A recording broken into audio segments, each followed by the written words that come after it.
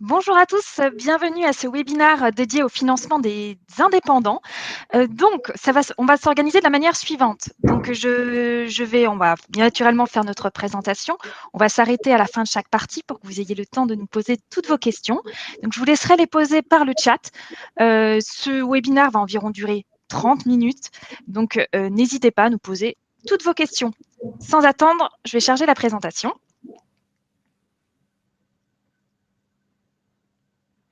C'est parti. Alors, on va voir toutes ces questions-là pendant le webinaire, à savoir comment se financer en tant qu'indépendant, pourquoi est-ce compliqué avec une banque, comment bien monter un dossier de financement et quelles sont les alternatives aux banques. Pour cela, on va être deux à co-animer ce webinaire. Moi, je me présente, je suis Sarah, je suis une des cofondatrices du cabinet Dougs.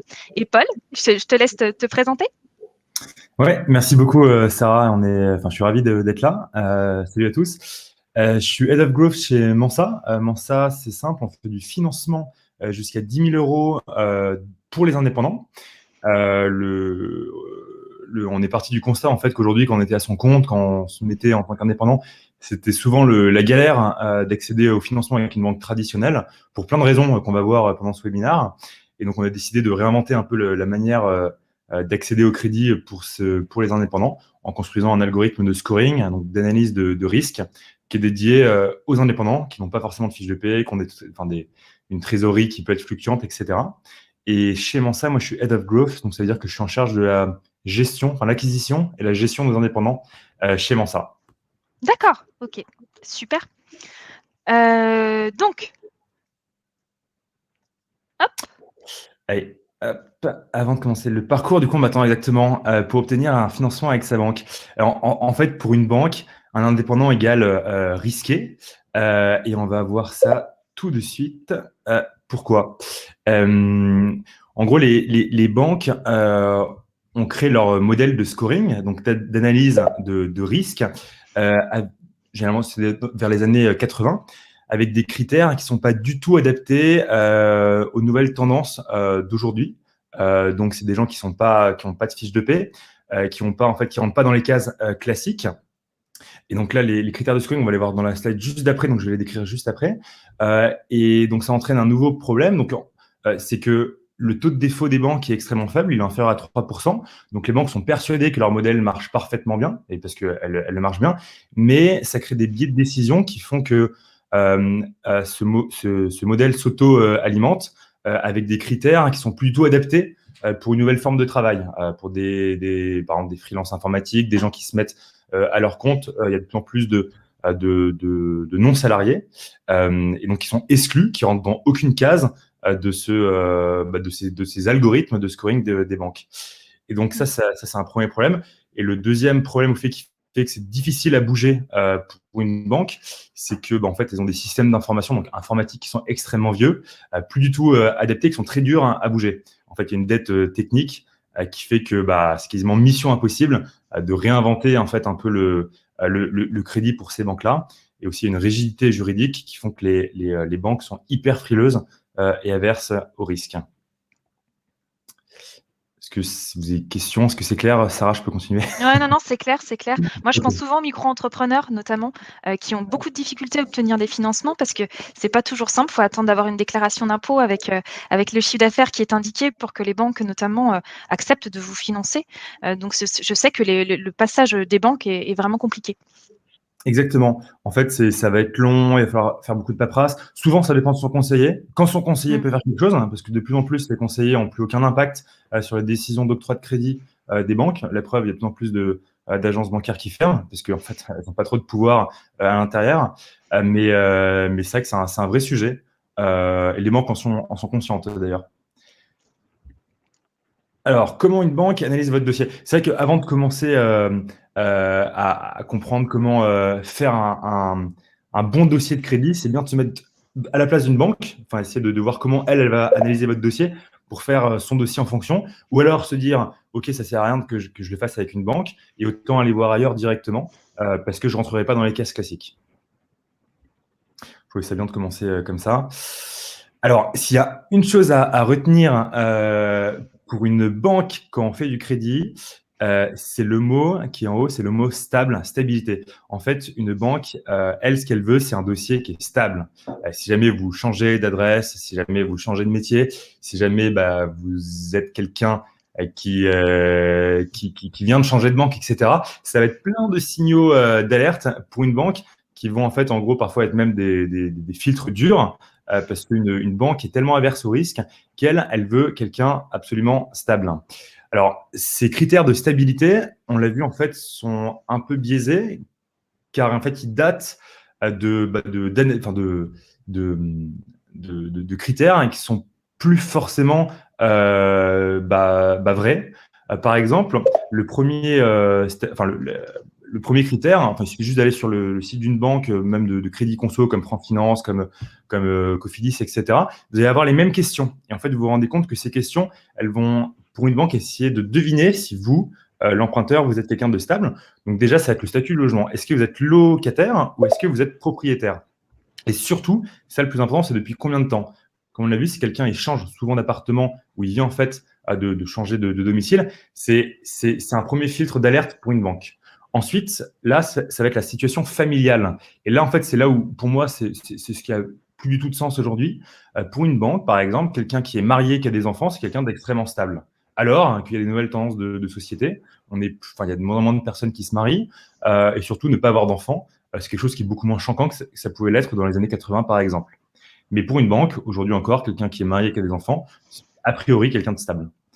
Un critère qui est important pour une banque, c'est l'ancienneté avec sa banque. En fait, comme on l'a vu, si quelqu'un change souvent de banque, c'est un peu comme s'il changeait département, c'est une première alerte.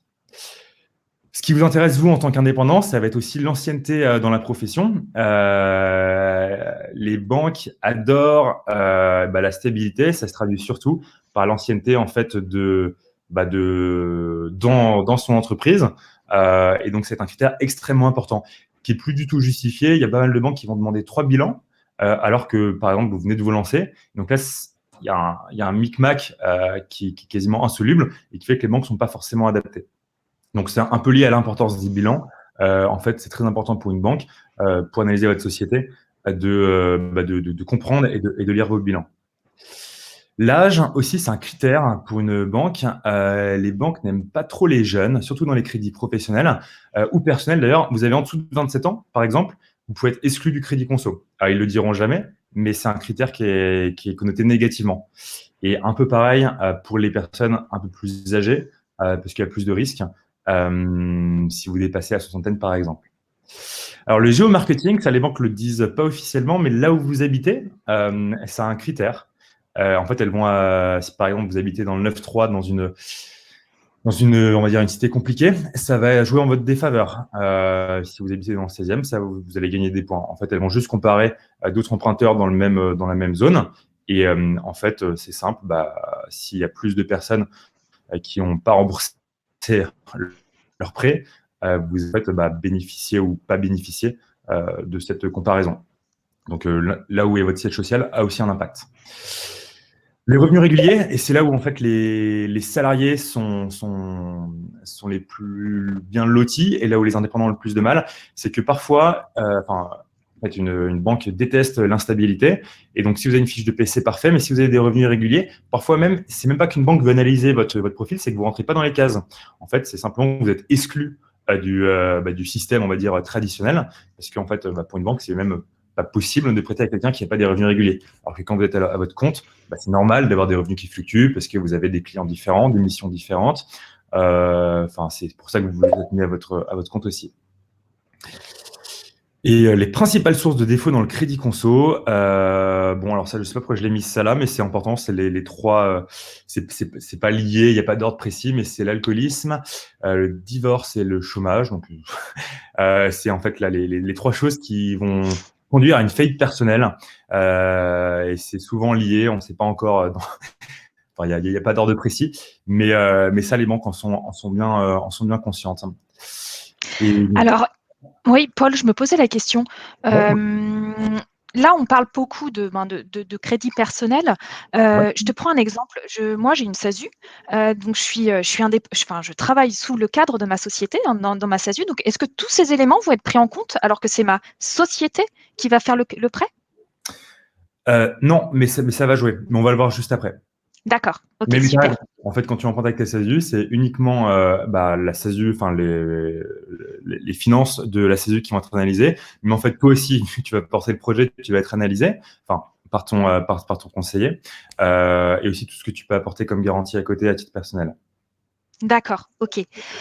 Donc oui, je rebondis là-dessus parce que ce que tu viens de dire est super important, notamment, je pense, aux personnes et aux créateurs qui sont souvent d'abord micro-entrepreneurs ou entrepreneurs individuels et qui d'un seul coup vont souhaiter changer de statut parce que naturellement, leur société, enfin leur entreprise évolue et donc le cadre sociétaire est des fois plus intéressant d'un point de vue fiscal et social.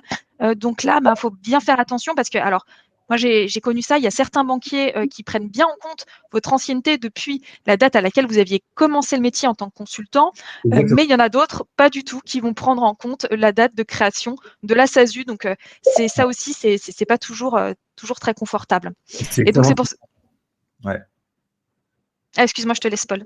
Non, non, non, mais Continue. c'est hyper intéressant ce que tu viens de dire, Sarah. C'est exactement, tu as des micro-entrepreneurs. Là, c'est quasiment du crédit conso parce qu'il n'y a pas de personne morale différente, donc ils vont analyser vraiment la personne physique. Par contre, quand tu te mets à ton compte, bah oui, là, tu as une personne morale différente, etc. Enfin, quand tu crées une société commerciale, pardon, tu vas avoir une personne morale différente. Et souvent, quand tu changes de statut ou tu crées une nouvelle société, comme tu le disais, tu as des banques qui vont juste prendre la date de création du sirène et elles vont occulter tout l'historique qui est réel et ça peut jouer en ta défaveur. Oui. Donc c'est pour ça aussi, donc là je reviens vers les questions, hein, de nos participants. Donc, Schenner, bonjour. En résumé, les banques ne prêtent qu'aux riches. J'ai envie de dire, faut bien négocier vos conditions, notamment de découvert. Je pense à ça parce que moi, en tant qu'expert comptable, je conseille mes clients là-dessus. Enfin, lorsque vous avez des besoins en termes de trésorerie, anticipez-les. C'est-à-dire dès que vous avez un bon bilan, négociez, renégociez vos conditions bancaires. C'est à ce moment-là qu'il faut les négocier, pas au moment où vous en avez vraiment besoin. Donc n'attendez pas, hein, lorsque vous avez un beau bilan, renégociez vos conditions bancaires. Olivier nous dit, une analyse du compte personnel est-elle réalisée? Donc, je pense que tu as répondu. Donc, même si c'est une société, donc oui, je pense que le dirigeant doit avoir une analyse. Max nous dit, ou alors il faut faire un prêt étudiant quand c'est encore possible. Très bonne idée, hein. Tu peux avoir des taux zéro en étant étudiant, mais il y a d'autres solutions, heureusement. Oui, et puis surtout, je rebondis sur Max. Si, Max, vous avez un statut de SAS ou de société, hein, tout particulièrement, il faut bien faire un prêt au nom de l'entreprise pour que toutes les frais et les intérêts soient déductibles, hein. Donc vous ne pouvez pas faire un prêt à titre perso, c'est pas avantageux, hein. Mieux vaut bien le faire au nom de votre entreprise. Exactement. Olivier, mais si on est indépendant, on n'est pas salarié. Oui, Olivier, oui, tout à fait. C'est le problème, Exactement. c'est ce que je viens de dire. Il faut vraiment faire un prêt au nom de l'entreprise. Max, même le chômage en tant que créateur d'entreprise soutenu par Pôle emploi pour 1 à 2 ans, la banque n'aime pas. Oui, les problématiques des créateurs, c'est intéressant, Paul. Lorsque on est créateur, on bénéficie d'aide naturellement. On a notre maintien d'allocation Pôle emploi, hein, on peut bénéficier de cela pendant, en général, 2 ans si on a suffisamment cotisé. Donc, est-ce que c'est aussi un point négatif pour accorder des prêts aux banques ou pas? Les créateurs, c'est compliqué, ouais, en fait, comme on l'a vu, en fait, c'est l'importance des bilans et de l'historique, de l'ancienneté. Et donc, les créateurs, les banques sont très frileuses, sauf si la personne a déjà créé plus de sociétés avant et a un profil, il y a un peu plus senior de créateur d'entreprise. Mais on va le voir juste après, si je change de... Mais n'hésite pas, hein, s'il y a d'autres questions. Oui, alors j'ai encore une question de Gabi. Est-ce qu'un premier bilan suffit? Ouais, tu vas peut-être y répondre là, justement. Ouais. Non, Et, non. et puis, même si on a beaucoup de cash, et si justement leur entreprise a un peu de trésorerie, mais qu'ils souhaitent quand même demander un financement, est-ce que ça joue ou pas? Bien sûr, en leur faveur. Un bilan, c'est largement possible. Comme en étant en création, hein, c'est possible de se financer. C'est juste plus compliqué ou en tout cas avoir plus de dossiers. Il faut se faire accompagner. C'est pour ça qu'il y a des courtiers pros qui généralement aident à monter des dossiers. Et là, vous allez faire valoir autre chose que juste l'ancienneté de la boîte. Là, on va le voir juste après. Mais oui, tout est possible, en fait. Avec une banque, c'est juste plus compliqué quand vous n'avez pas assez d'historique. Et plus vous avez de trésorerie à côté, que ce soit à titre perso ou à titre pro, bah forcément, ça joue en votre faveur. Et c'est ça que vous allez montrer dans le dossier. Alors ensuite, il y a les critères de scoring. Donc là, on reste dans les banques traditionnelles, hein. C'est juste que je voulais bien montrer comment un banquier analysait un dossier. Déjà, comment une banque voyait quelqu'un de stable. Et maintenant, si vous lui montrez vous voulez faire un crédit avec votre société, qu'est-ce que, en fait, en gros, le dossier va analyser, en plus de vous, créateur, chef d'entreprise ou indépendant micro-entrepreneur. Le premier, ça va être le taux d'endettement de la société comme de vous à titre personnel. C'est le fameux ratio dette-revenu. Aujourd'hui, si vos mensualités donc de remboursement dépassent les 30%, ça va être compliqué. Il faut vraiment se dire qu'on peut emprunter qu'à hauteur de 33% maximum. Enfin, ce que vous allez rembourser par mois doit être maximum 33% de vos revenus. Donc ça, c'est quelque chose à avoir en tête. Enfin, vous n'allez pas pouvoir emprunter beaucoup plus que ça, à moins d'étaler dans la durée votre prêt. Donc, c'est le fameux ratio dette-revenu qui est extrêmement important pour les banques. Ensuite, vous avez le rapport prêt-valeur. Donc là, ça, c'est simple, c'est un simple calcul de récupération du risque pour une banque. C'est le rapport du montant du prêt par rapport au montant de toutes les securities, donc c'est-à-dire tout ce que la banque peut récupérer si jamais vous faites faillite ou si jamais vous ne remboursez pas. Donc, plus il est faible, mieux c'est pour une banque. Généralement, elle s'attend à que ce soit entre 40 et 60%. En fait, tout ce que la banque va pouvoir récupérer comme actif si jamais vous ne remboursez pas. C'est un peu technique, donc je vais aller assez vite. Ensuite, forcément, c'est hyper important, c'est tout ce que vous avez en épargne ou en revenu. Forcément, ça joue en votre faveur.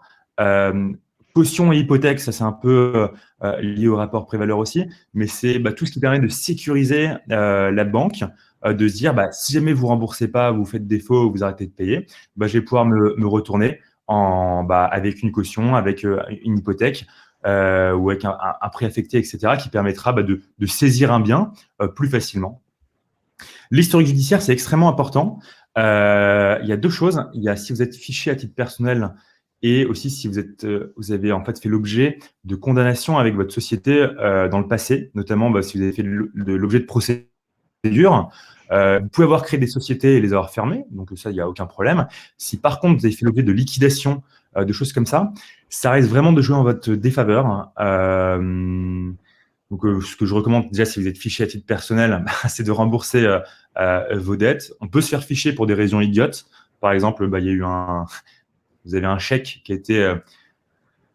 été encaissé sans provision, là, vous êtes automatiquement fiché. C'est important de voir votre banquier pour vous déficher. C'est assez simple de se retirer du fichier si vous vous remboursez. Mais ça, c'est une banque accès à tous les fichiers Banque de France. Et si jamais, nous, en tout cas, chez Mensa, c'est une des choses qu'on regarde, et là, pour le coup, on fait comme les banques, ça va tout de suite être un no-go. Donc, peut-être assurez-vous que vous ne soyez plus fiché nulle part. Et là, le projet du crédit et le business plan, c'est un peu lié aussi avec la cohérence du projet, avec le profil de l'indépendant. C'est lorsque vous allez monter votre dossier de prêt. Si vous êtes, je ne sais pas, mais boucher et que vous voulez lancer, un projet d'entreprise dans la finance, il n'y aura aucune cohérence. Et là, ça va être très compliqué de vous financer. Par contre, si vous avez fait des études de boucherie et vous voulez ouvrir une boucherie, là, ce sera très simple de vous financer. Donc, la banque aussi, en fait, il y a aussi de l'humain et il y a aussi des dossiers à monter. On va regarder tout ça. C'est aussi pour ça que c'est important de se faire pour monter le meilleur dossier en fonction de vos forces. Alors, Paul, Est-ce que je peux passer juste peut-être quelques questions, si ça ne te dérange pas. Donc, Max nous pose la question, en commerce, e-commerce, le nerf de la guerre, c'est la trésorerie pour le stock initial notamment. Pas d'historique, pas de financement, ni de découvert. Oui, parce qu'en fait, lorsque des entreprises se créent en e-commerce, Paul, elles ont souvent besoin d'acheter quand même du stock pour être rapide, notamment dans les délais d'envoi aux clients, parce que sinon, elles n'ont pas le temps d'acheter, d'attendre que le client fasse une commande pour acheter. C'est pas possible, sinon ils sont pas concurrentiels au niveau des délais de livraison. Donc, est-ce qu'il y a des solutions justement pour financer ce stock? Et je peux te dire que les banques traditionnelles n'acceptent jamais justement des prêts de BFR, notamment ce qu'on appelle le besoin en fonds de roulement lorsqu'on est en création d'entreprise. Exactement. En création, c'est compliqué. C'est une bonne transition avec notamment quelles sont les solutions alternatives pour financer son activité. Mais votre banquier pourra toujours vous aider. Juste moi, ce que je vous recommande, c'est que si vous allez voir votre banque, faites-vous aider par un courtier. Déjà, ce sera plus rapide, vous allez négocier des meilleurs taux, etc. Mais surtout, c'est lui qui va faire votre dossier de prêt. Et aussi, ils ont un petit réseau. En fait, les courtiers, comment ça fonctionne, c'est qu'ils connaissent en fait, en gros, les banques ils connaissent les conseillers bancaires. et ils montent votre dossier pour vous, etc. Et ça permettrait justement de mettre toutes les chances de votre côté. Mais c'est vrai que sur du BFR en création, ça va être compliqué. Ok.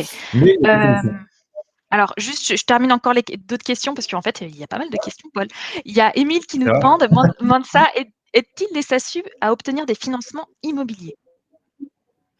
Non, alors le crédit immobilier, c'est encore autre chose. Nous, Mensa, on fait du crédit professionnel. Donc, c'est uniquement, on prête à votre société. Donc, c'est pour tout type de projet pro. Il faut juste qu'il y ait un objet professionnel. BFR, investissement, vous voulez faire un nouveau site internet, vous voulez recruter quelqu'un, vous voulez acheter du stock, vous voulez juste avoir de la trésor au cas où, tout est possible. Par contre, si vous voulez financer, on en parlait juste avant, votre mariage ou votre maison, ça va pas être possible. Pour le crédit IMO, là, ça c'est vraiment les banques qui font ça. Et pour du crédit IMO, euh, surtout si vous êtes à votre compte et vous n'êtes pas en salariat classique, c'est bien de se faire accompagner par un courtier. Et vous avez 1000 Ok. solutions aujourd'hui. Oui, c'est vrai que les courtiers, ça peut vous aider parce que ils vont tout de suite déjà bien voir votre dossier, voir si votre dossier peut passer, et puis ils vont bien sonder toutes les banques. Donc un courtier, ça peut vraiment aider pour du montage immobilier. J'ai Daniel qui nous pose la question, je pense que c'est par rapport au scoring, Paul. 33% de revenus, salaire ou CA. Donc en fait, le scoring, là, par rapport à ce que tu as montré précédemment, c'est par rapport au salaire, par rapport aux revenus, par rapport au chiffre d'affaires. Quel est le calcul qu'ils font? À titre, si vous faites l'analyse personnelle, c'est par rapport à vos revenus, ça c'est sûr. Ouais. Et, après, en fait, c'est vrai que pour les entreprises, ça va être un peu différent. En fait, ça va être des règles de bon sens. Ça va être avec le chiffre d'affaires, Mhm. normalement. Mais en Mhm. fait, faut se dire aussi que ça va être du bon sens et que la banque va surtout se dire, est-ce que cette société est en capacité de rembourser le prêt qu'elle va faire? D'accord. Et ces 30%, en fait, ça va être, normalement, c'est au chiffre d'affaires. Mais si vous avez énormément de dépenses, elle va vouloir baisser ce seuil. Parce que, C'est pour ça, Daniel, en général, ce qu'il faut faire lorsque vous souhaitez obtenir des financements, c'est faire des prévisionnels. Elles vont certainement vous le demander, les banques, pour justement arriver à justifier que votre capacité à dégager du cash est suffisante pour rembourser les emprunts. C'est ce qu'on appelle la capacité d'autofinancement. Donc, il faut que votre capacité d'autofinancement soit positive pour qu'elle vous prête. Donc, n'hésitez pas à faire des prévisionnels. Ça peut vous aider justement à obtenir des financements. bon, une banque vous le demandera, ouais, surtout. Mmh, mmh. Gabi, il nous dit, est-ce que la banque prend en compte le secteur d'activité, le nombre d'années dans celui-ci, même si on switch de CDI à indépendant dans l'informatique? Et ben là, c'est pareil, Gabi, on en avait parlé un petit peu tout à l'heure. La problématique, c'est que il y a certaines banques qui vont être intelligentes et qui vont regarder un petit peu ce que vous avez fait et si c'est vraiment lié à votre activité professionnelle. Mais pour moi, la partie CDI ne sera pas prise en compte parce que vous étiez en contrat de travail, vous gériez pas une entreprise. Qu'est-ce que tu en penses, Paul? Alors le secteur, oui, il est pris en compte. D'ailleurs, il y a des banques qui sont traditionnellement hyper, par exemple le Crédit Agricole avec tous les métiers, enfin tout le secteur, lié à l'agriculture, etc. Donc le secteur est pris en compte. Il y a surtout en ce moment avec le confinement, si c'est dans la restauration, etc. C'est très compliqué. Euh, et par rapport au fait que vous passiez de CDI à chef d'entreprise dans le même secteur, ça peut jouer en votre faveur, forcément, si vous montrez dans votre dossier que vous récupérez les mêmes clients, que vous savez faire. Oui, ça peut jouer en votre faveur.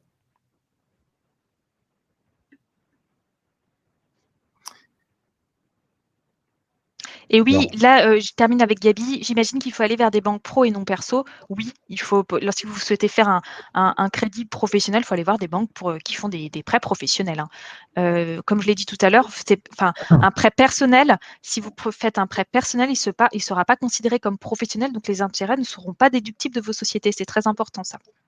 exactement. Mais parfois, c'est vrai que si on veut vraiment se faire financer et qu'on veut, enfin, le crédit conso peut être une alternative qu'on recommande pas forcément, mais aussi qu'aujourd'hui, il y a beaucoup de micro-entrepreneurs, de chefs d'entreprise qui veulent pas, enfin, voilà, qui veulent pas se casser la tête, tout simplement, perdre 2 mois avec leur banquier, qui font du crédit conso pour leur société. C'est pas idéal, comme tu l'as dit, c'est pas déductible et même c'est beaucoup plus cher, mais parfois ils n'ont pas le choix ou ils veulent juste aller vite. Et j'ai une dernière question de Pascal. Pour faciliter l'accès au financement, faut-il s'adresser à des banques de son secteur d'activité?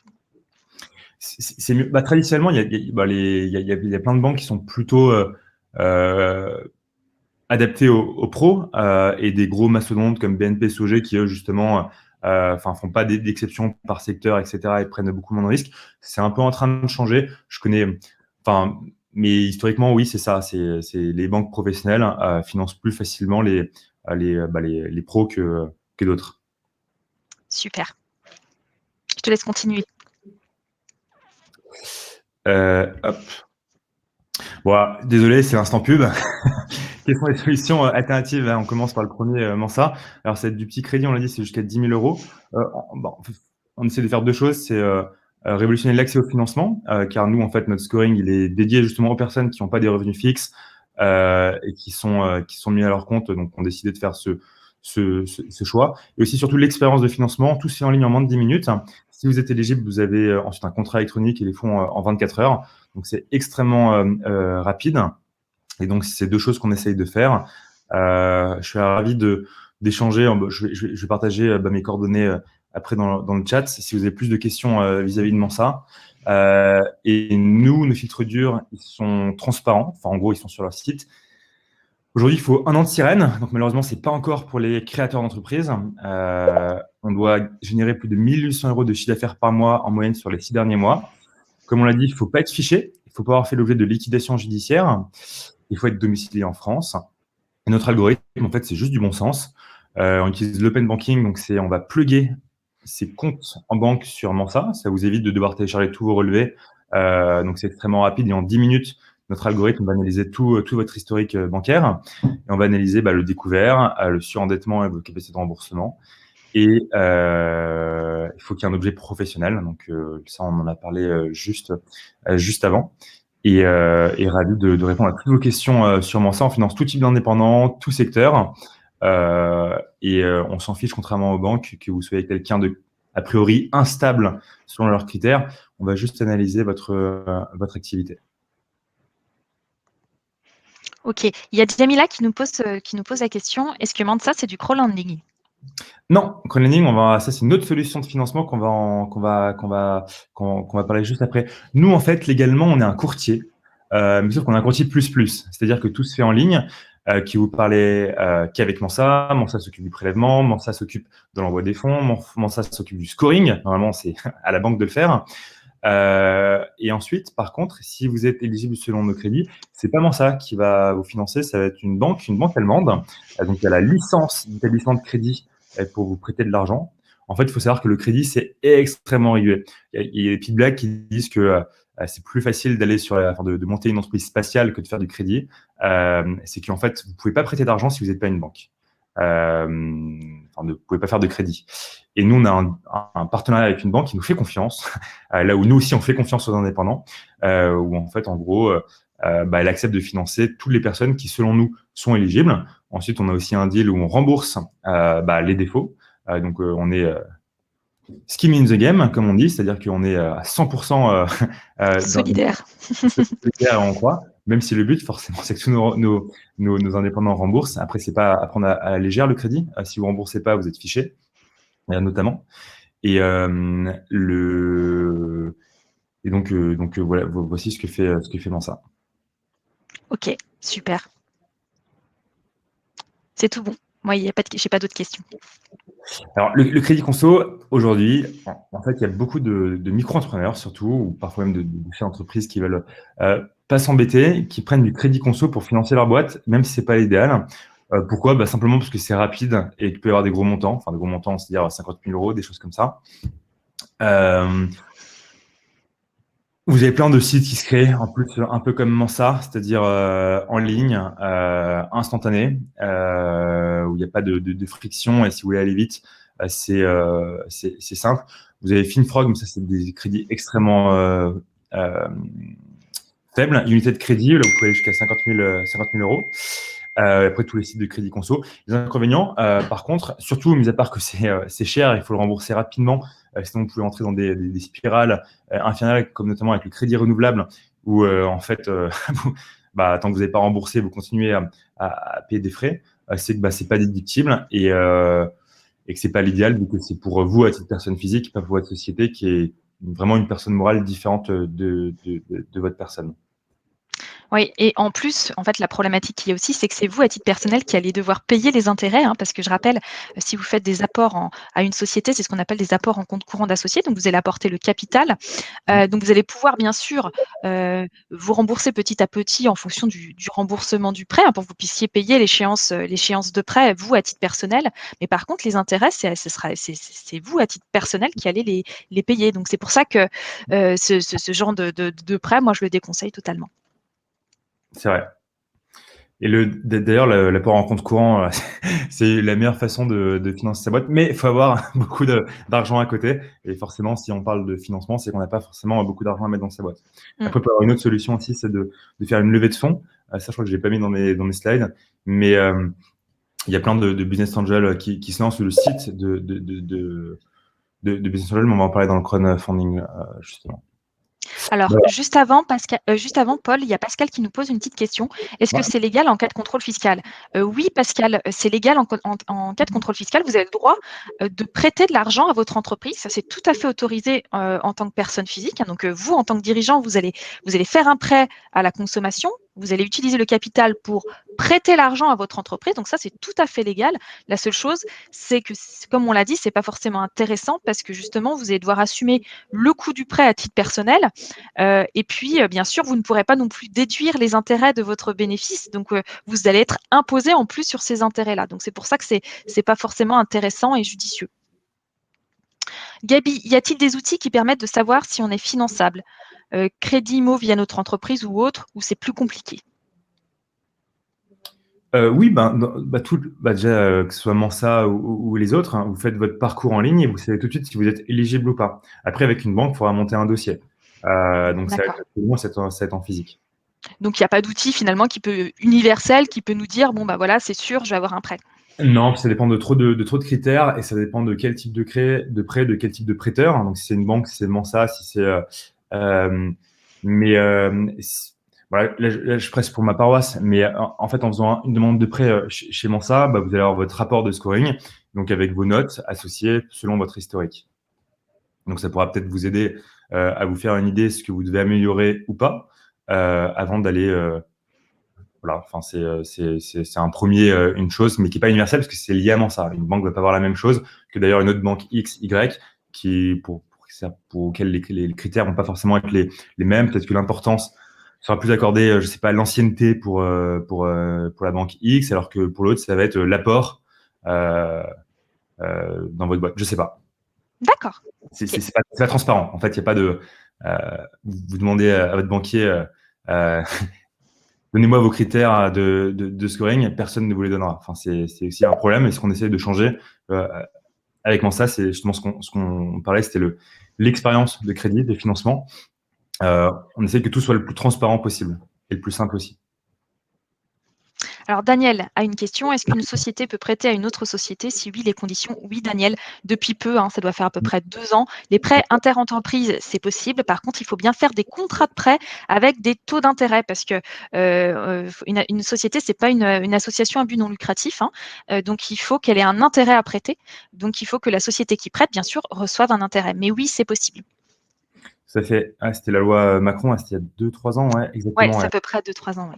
Et c'est tout à fait possible avec vos fournisseurs, enfin les entreprises qui sont liées à Hmm. votre activité. Je te laisse Il y a plein de continuer. solutions. On a déjà parlé du crowdfunding, des prêts interentreprises. Il y a plein d'autres solutions. Alors, le crowdfunding, simplement, le crowd, c'est la foule. Et donc, le funding, c'est le financement. Donc, c'est le financement par la foule. Il y a plusieurs types de crowdfunding. Alors, il y a le crowdfunding de dons. Donc, ça va être tous les projets en ligne comme Ulule, KissKissBankBank, etc. Où on va faire un dossier, enfin un dossier, je parle comme les banquiers, on va faire un projet, voici mon projet, on va essayer de le vendre, de le défendre, de mettre des photos, de faire que ça soit sympa, que les gens adhèrent à notre projet, aient envie de participer au financement de ce projet sans forcément sans y avoir un retour sur investissement. Parfois, ce qui se passe, c'est que quand c'est un crowdfunding de dons, c'est qu'on donne des petits cadeaux un peu symboliques. Mais ça, c'est une manière super simple est rentable de se faire financer par ses amis. Généralement, au début, on le partage auprès de ses amis, de son cercle proche. Et si c'est un projet hyper important, en fait, par toute la communauté de ces plateformes. Mais là, il va falloir être bon en marketing, en commercial aussi, parce que en fait, en gros, les gens vont financer par rapport à ce que vous avez mis sur votre projet. Donc, essayez de vous inspirer de ce qui se fait de mieux, des projets les mieux financés sur ces plateformes, et de faire à peu près la même chose. C'est bien de mettre des photos, des images, des vidéos, et là, faire appel aux émotions des internautes pour financer votre projet. Ensuite, d'ailleurs, le crowdlending. Donc là, ça va être des plateformes comme Crédit.fr. Il y en a plein, Finalgo. Enfin, vous tapez crowdlending sur Google, vous allez avoir des centaines de sites. Et notamment, vous avez du crowdlending professionnel. Et le problème avec ces plateformes, c'est que c'est souvent les mêmes critères que les banques, notamment les 3 bilans, par exemple. Mais l'avantage, c'est que ça va être beaucoup plus rapide et que ça va être des montants parfois même plus élevés. Vous avez October aussi qui est assez connu, qui est un peu une référence vous avez plein de choses. Et vous avez sinon une levée de fonds via le crowdfunding. Donc, c'est-à-dire que vous avez des business angels un peu semi-professionnels qui vont investir dans votre société en échange d'une part de l'avantage, c'est que vous pouvez vendre sur uniquement un projet futur, une équipe et pas forcément sur 3 bilans, etc. Mais les inconvénients, c'est que vous allez perdre une partie de votre capital et donc vous n'êtes plus 100% libre. Mais par contre, vous allez pouvoir peut-être être accompagné par cette business angel, avoir accès à un nouveau réseau, surtout vous financer rapidement. Donc, c'est une chose qui est tout à fait possible via toutes ces plateformes de crowdfunding qui ne veulent pas forcément dire la même chose. Crowdfunding, il y a du don, il y a du capital ou il y a du prêt, c'est pas la même chose. Ok, ça me paraît clair. D'accord, pas de questions? Non, pas de questions. D'accord. Alors, les aides. T'en parlais tout à l'heure, mais on a la chance d'être en France. On a 1001 aides. Je les ai pas toutes mises, mais il suffit juste de se rapprocher de la BPI notamment ou de votre chambre de commerce et vous allez forcément trouver chaussures à votre pied. Vous avez des aides par type de secteur, des types de projets, des types de professions, des types de... Enfin, forcément, vous allez trouver une aide. Donc, vous serez éligible, ça c'est sûr. Ça sera gratuit. Par contre, parfois, il y a des aides à rembourser. Le prêt d'honneur, c'est juste que c'est un prêt à taux zéro. Ça veut dire que c'est pas... Enfin, il faudra le rembourser, quoi. Par contre, les inconvénients, c'est que y a un peu de paperasse à faire. Forcément, c'est pas de l'argent gratuit comme ça qui tombe de nulle part. Il faut monter un dossier, montrer que vous êtes éligible, etc. Mais c'est une manière très simple que je vous recommanderais, c'est de bénéficier des aides d'État ou des aides des différents fonds liés à votre secteur, etc. C'est que vous avez beaucoup d'aides possibles. L'ADI, c'est du prêt professionnel jusqu'à 10 000 € aussi, mais qui, eux, prêtent à toutes les personnes en difficulté, notamment si vous êtes fiché, si vous avez même pas créé votre boîte, etc. Vous êtes éligible chez l'ADI. En fait, il faudra juste monter un dossier avec votre chargé de compte. D'accord. C'est une association d'État qui est assez connue. Voilà. D'accord, super. C'est super clair. Ok. Divers. La première solution de financement en France pour les entreprises, c'est pas le crédit. En fait, c'est l'affacturage. L'affacturage, c'est simplement que vous avez des factures clients à venir. Mais généralement, ce qui se passe quand on se met à son compte, quand on est indépendant, notamment quand on est consultant, quand on bosse pour un seul client, c'est que vous allez devoir bosser 30 jours, 40 jours pour un client. Et ensuite, à la fin de cette mission, votre client va vous payer à peut-être 30 jours, même à beaucoup plus pour des grands groupes ou des types de boîtes. D'ailleurs, c'est illégal. Mais vous avez besoin d'argent maintenant, notamment si vous voulez investir pour vos stocks, etc. Et la facturage, c'est simplement que vous allez vendre votre facture à venir à une banque ou alors à une société d'affacturage. Donc ça, c'est pratique parce que vous avez l'argent tout de suite. Mais l'inconvénient, c'est que forcément, En échange de cet argent, la banque ou la société d'affacturage va prélever un pourcentage qui peut être entre 5%, 10% de la facture. Edelec, c'est un de nos partenaires. Il y en a plein d'autres. Ce qui est intéressant, c'est qu'elle ne va pas analyser votre société. Donc, vous, à la personne qui a besoin de l'argent tout de suite, mais uniquement votre client. Donc, ça peut aller très vite. Votre client est une PME établie ou un grand groupe ou quelque chose comme ça. Est-ce que vous avez des questions sur la facturage? Peut-être que vous connaissez d'ailleurs. Non, c'est tout bon, pas de questions. Ouais, puis maintenant, en plus, c'est bien parce que moi, je trouve qu'ils ont bien simplifié la facturage. Avant, c'était complexe pour obtenir le paiement d'une facture. Maintenant, de plus en plus de banques ont innové sur des plateformes où vous pouvez directement charger vos PDF. Alors, c'est beaucoup plus simple qu'avant. Donc, ça peut être une solution. Exactement. C'est la première solution en France. C'est la plus rapide pour avoir tout de suite votre argent. D'ailleurs, la première solution des financements pour les entreprises en France, c'est la facturage. La deuxième, c'est le découvert. Donc, comme le disait Sarah, c'est important de négocier votre découvert au moment où tout va bien, où justement vous allez pouvoir prendre plus de liberté, etc. Parce que c'est un super moyen de jouer avec cette trésorerie quand c'est bien fait. Mais par contre, là, faut bien la gérer. Et la troisième, c'est le crédit pro. Donc que font les banques, votre banquier, ou non, ça par ailleurs. Et une autre solution, c'est le lever en capital. On en a un peu parlé. Je pensais pas l'avoir mis. C'est simple, c'est que vous allez en fait demander à des business angels d'investir dans votre société pour vous permettre de la développer. Mais en échange, vous allez donner une part de capital de votre société. Donc c'est ça, c'est un ratio à jouer. Qu'est-ce que je veux? C'est de la liberté ou je veux de l'investissement? Donc c'est une habile équation à avoir en tête. Mais si vous avez un projet ambitieux et que vous avez parfois besoin d'aide, c'est bien de réfléchir à ces types de financement. OK. Alors là, je crois qu'on arrive au bout de la présentation, Paul, c'est bien ça? Ouais, OK. Voilà. Donc, est-ce que vous aviez d'autres questions? On va peut-être laisser quelques minutes et pendant ce temps, Paul, peux-tu transmettre justement tes coordonnées pour que si les personnes ici présentes souhaitent te contacter, ils puissent te contacter? Bien sûr. Alors avec plaisir, je vais vous donner mon numéro. Hop. Alors moi, je suis pas responsable financement chez Mensa. Par contre, je comprends tout à fait comment ça fonctionne et je suis ravi de vous aider. N'hésitez vraiment pas à poser vos questions par email ou à m'appeler. Voilà, avec plaisir pour échanger.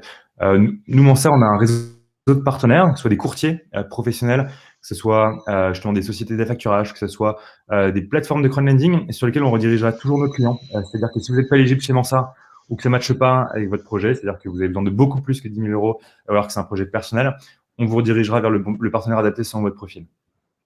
Alors, il y a Gaby qui nous dit, c'est dommage, vous ne prenez pas en compte Manager One pour l'analyse. Alors en fait, nous on utilise l'open banking. L'open banking, c'est une directive européenne qui s'appelle la DSP2 qui oblige les banques à laisser leurs clients propriétaires de leurs données.